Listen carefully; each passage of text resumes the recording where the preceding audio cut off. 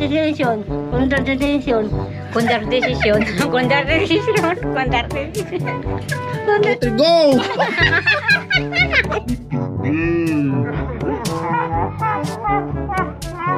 One, two, three, go!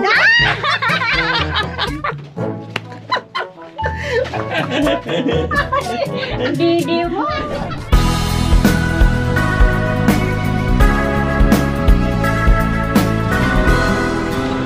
Magandang umaga po sa ating lahat mga kabayan.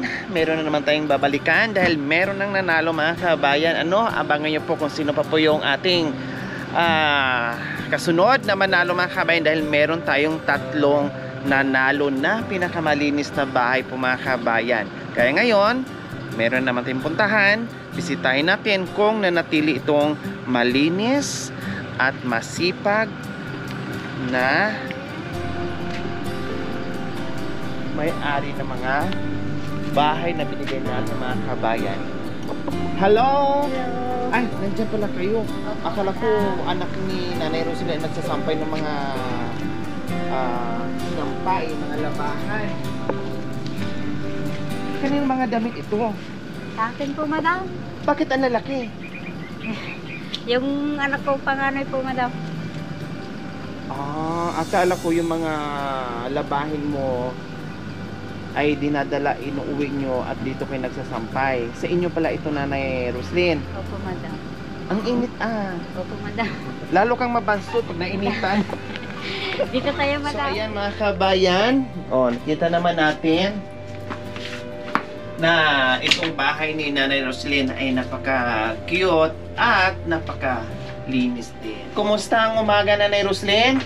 Tinapa po, madam, at saka kamatis po. Ang almusal nyo. Opo, madam. Kamatis with matching bagoong pangpagana sa kain. Wow, social ka na talaga ngayon. Daladawan na electric fan mo. Hindi ka pa nakuntinto dito. Nasa uluhan mo na. Pag bumagsak to, naku, putol talaga liig mo. Kasi nakatutog yan sa uluhan mo. Tapos meron pang electric fan. Yung ba yung solar dati na binigay? Opo, madam. Matagal na yan, pero buhay pa yung electric fan. Yan ang masinop sa gamit, tumatagal. Yung mga bata, kumusta? Nag-aaral? Opo, madam. Pumapasok sila po. Pumasok lahat? O kumusta yung anak mo, sabi mong pasaway? Ikinuwento ko sa kanya po, madam. O tapos? So, gusto ko makita po, madam. Sabi ko, pag next time na lang po. Ay, okay. So, ayan po mga kabayan, gaya ng sinabi ko na nakita nyo naman yung bahay ni Nanay Roslyn. Napakasimple. Napakasimple. Simple, sakto lang sa kanila. Pero, malinis, masinop. Makita mo naman una dito sa kwarto ng kanyang isang anak. Di ba? Napakasimple. Biro mo, kahit yung higaan ay ganyan lang, pero wala kang makikitang kalat dyan. Dito sa loob, ganun din. Organized, kahit mga simpleng mga bag-bag dyan, okay lang yan. Basta importante, malinis tingnan. Pati dito. At meron na silang itong aparador, lagayan. May pahalaman. Dito tayo ulit.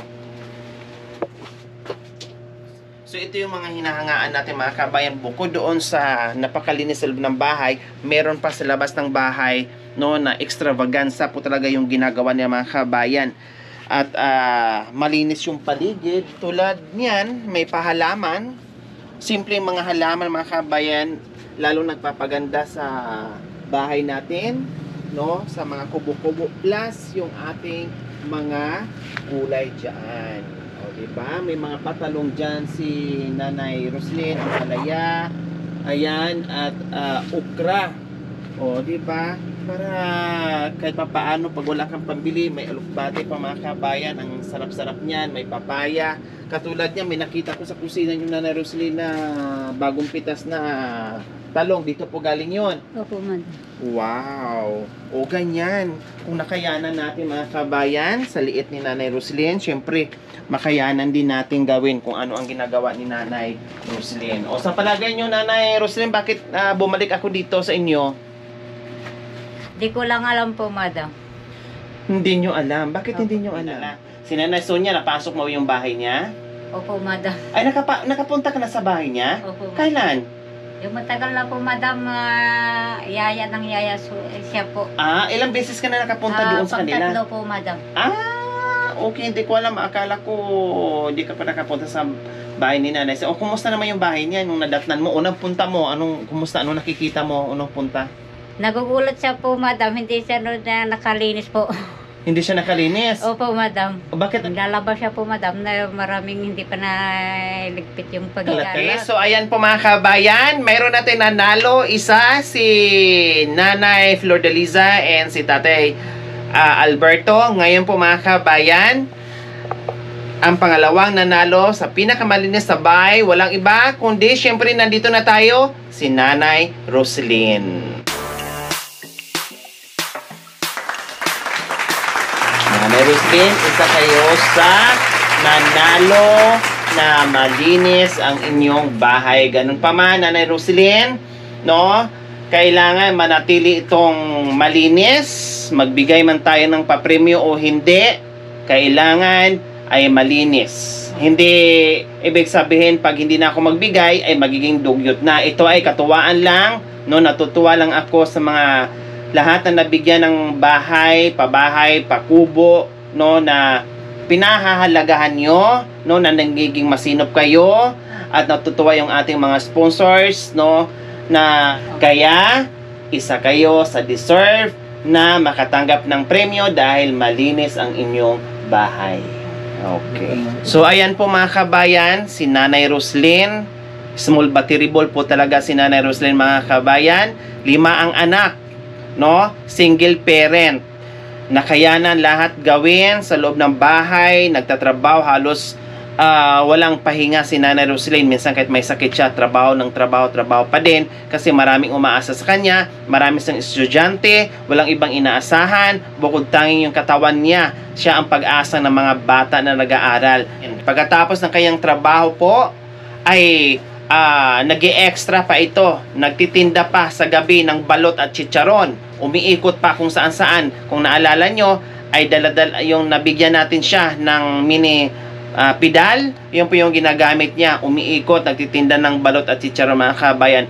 Kumbaga, doble extra kayod si Nanay Roslyn. Hindi mapakali, no? Napakalikot. Kiti-kiti, kumbaga, kiti-kiti sa mga bagay-bagay na kabuluhan para sa kanyang pamilya, para sa kanyang mga anak na nag-aaral. Kaya ito na mga kabayan. Syempre, dahil isa siya sa nanalo, meron siyang 5,000 tulad ng sinasabi natin na magbibigay tayo ng 5,000, at itong 5,000 po mga kabayan nagagaling po sa ating sponsor na si Ma'am Hannah Stone from Minnesota, USA, at yung ating grocery galing po sa Team Lori. 1,000, 2,000, 3, 4, 5,000. Ano? Madam, thank you po, Madam. Madam Hana, tinulungan mo kami po, Madam. Tinulungan ako ni Madam Telita po. Thank you po. Malaking pasalamat ko sa inyo po. Na lalo pa kaya ni Madam Talita po. Thank you po. Yung kasama ni Madam Talita po. Thank you po. Malaking tulong na po na sa mga anak ko po na aral po. Thank you po. Hindi lang cash ang ibibigay natin, meron pang groceries at bigas. Pasok! Nandito ka na naman. Ito yung itlog ni Rodolfo. Alaka. Hoy, alam mo, bakit nandito ka? Dahil alam mong nanalo ito si Nanay Roslyn? Oo. Yung tawa-tawa mo parang may ano yan may kahulugan yan Masaya ako. Masaya Roslyn. Plastic ka talaga. Idol. Wow, naging idol. Bakit sinasabi mo naging idol mo si Nanay Roslyn? Idol po eh. Idol mo na malinis ang bahay nila. Idol dahil malinis ang bahay. Discipline ko ito. O gagayahin mo ba si Nanay Roslyn o hindi? Gagayahin ko na. Gagayahin mo na Maglinis. maglinis ng bahay. Yun. Sana mapapawisan ka. Wow, sip-sip ka para mabigyan ka ng para mahatian ka ng premyo. Hindi, sa'yo, sa kanya na lang, para sa anak niya. Wow. Meron naman palang Gininto ang puso si Nanay Sonia. O, anong mensahe mo sa kanya ngayon na nanalo siya ng 5,000 tapos plus groceries?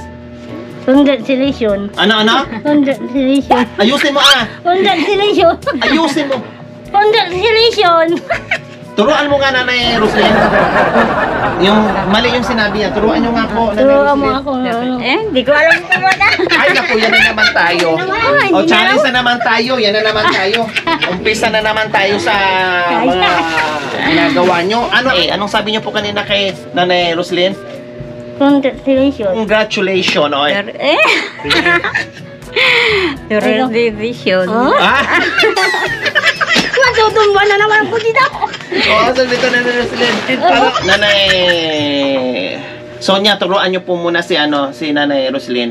Congratulations. Congratulations. Hindi ko alam po wala. Hayaan mo na, sige, 3 beses. Talong beses. 1, 2, 3, go. Congratulations. Coronation. Kasi naman tayo, ha? Nandito na naman tayo. Ano nga yung kinuntes nyo nung nakaraan? Ano nga yung kinuntes nyo nung nakaraan? Ano yon? Birth certificate. Ano yon? O sige, Birth certificate. paalala mo na natin, ano? Birth certificate. Birth certificate. Birth certificate. Birth certificate. Birth certificate. Birth certificate. O ngayon, kasi ikaw nag-umpisa, hindi ko naisip yon. Sabi mo kanina, kinakongratulate mo si Nanay Roslyn. Sabi niya, congratulations. O sige. Congratulations. Congratulations. Congratulations. Congratulations. Congratulations. Congratulations. Congratulations. Congratulations. Congratulations. Congratulations. Hindi ko alam kung congratulations sa graduation. Pinagsama yung congratulations sa graduation ni Nanay Roslyn. Spelling ng congratulations. Spelling. Spell. Congratulations. Congratulations. Mali yung pagbigkas kasi mali pala yung spelling. Ikaw, Nanay Roslyn, spelling. Feeling. Bukas na lang yung iba mo na. Walang nanalo. Nalbayas ka na. Sige, pag nahuli to sa inyo na, ha. Ang gamit ay nguso lang, bibig. Ganon. Ano, ha? Nguso, bawal mandaya, bawal kamay. Seryoso, bisan nyo, 1, 2, 3, go! Ulit. Ulihin na, huwag kong gumusi. 1, 2, 3, go! Nanay Roslyn, ayos, Ayaw. Di ka, position mo na, wala pang ang bilang. Position mo na. 1, 2, 3, go! Huwag kang umila. Umilag eh. Paano mo mahuli? Ulit. 1, 2, 3, go! Umilag. Ayaw. Tika, isa ka mo kasi, hindi kay pantay eh. Isa kayo mo nga si Nanay Roslyn sa paa mo. Tika, itaas mo, tika. Yan, ganyan. Damdaman mo pag jack ka na masakit yung tama. Ayan, di kasi pantay kanina. Maganda yun. 1, 2, 3, go! Ulit. Ano ba yun? Ulihin nyo, sayang nito tag-100. 1, 2, 3, go!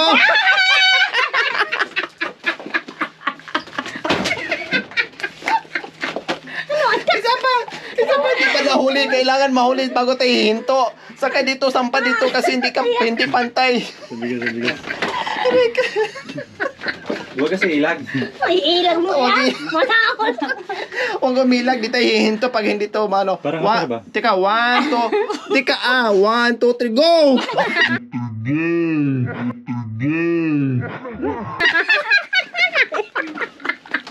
Ayusin mo, Nanay Roslyn.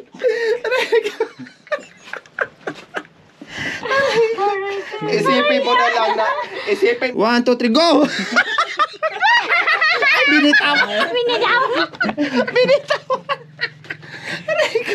Oh. 1, 2, 3, go!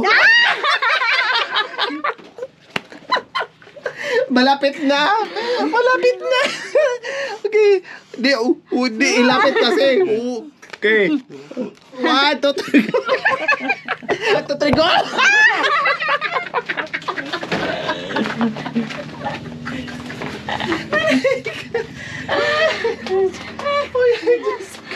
O alam nyo ba na maraming naihi sa ginagawa nyo?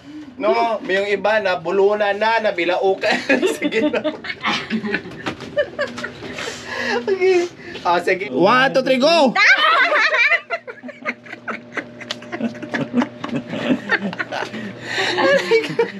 Three, go! Didi mo. Aray ko. Nasa niya. Sige.